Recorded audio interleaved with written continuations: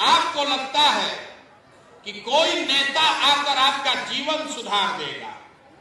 जो नेता आता है वो यही कहता है कि हम पर भरोसा कीजिए, हमको वोट दे दीजिए, हम आएंगे तो आपका सब परेशानी दूर कर देंगे। आप भरोसा करके धोखे में आकर वोट देते हैं। एक बार नहीं, यहां बैठे हुए लोग आपने 3 बार, 4 बार, 5 बार पिछले 40-50 साल में कई बार वोट दे दिया, लेकिन आपका जीवन नहीं बदला। आप अपने घर पर बैठते हैं, दलान में, खेत खलिहान में बैठते हैं, तो दिन भर बैठ के यही बतियाते हैं कि आपकी ये दुर्दशा क्यों है। आपको लगता है कि सरकार अच्छा काम नहीं कर रही है। कोई लालू जी को दोष दे रहा है, कोई नीतीश कुमार को गाली दे रहा है, कोई कांग्रेस को खराब बताता है, कोई मोदी को खराब बताता है। तो हम आपको बता रहे हैं कि किसी नेता को और दल को गाली देने से आपका जीवन नहीं सुधरेगा। आप अपना समय बर्बाद कर रहे हैं।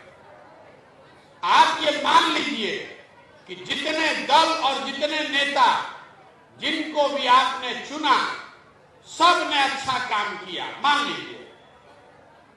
लीजिए कि यहां 30-40 साल कांग्रेस ने अपने शासन में अच्छा काम किया।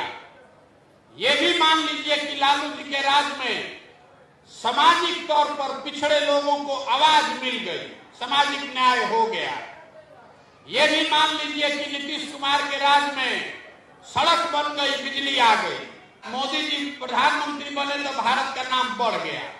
लेकिन अगर सबका बात सही मान भी लीजिएगा तो भी इस बात से कोई इनकार नहीं कर सकता है कि बिहार आज देश का सबसे गरीब, सबसे पिछड़ा, सबसे ज्यादा अशिक्षित, सबसे ज्यादा भुखमरी और सबसे ज्यादा बेरोजगारी वाला राज्य है।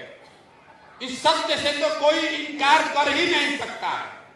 तो काहे के लिए समय बर्बाद कर रहे हैं कि लालू खराब की नीतीश खराब, मोदी खराब की कांग्रेस खराब। आप अपने परेशानी का कारण पहले समझिए। आखिर बिहार में इतनी गरीबी है क्यों? दूसरे राज्यों में भी तो नेता चोरी करता है, दूसरे राज्यों में भी यही संविधान, यही व्यवस्था है। फिर गुजरात से, पंजाब से कोई आकर बिहार में मजदूरी क्यों नहीं करता है?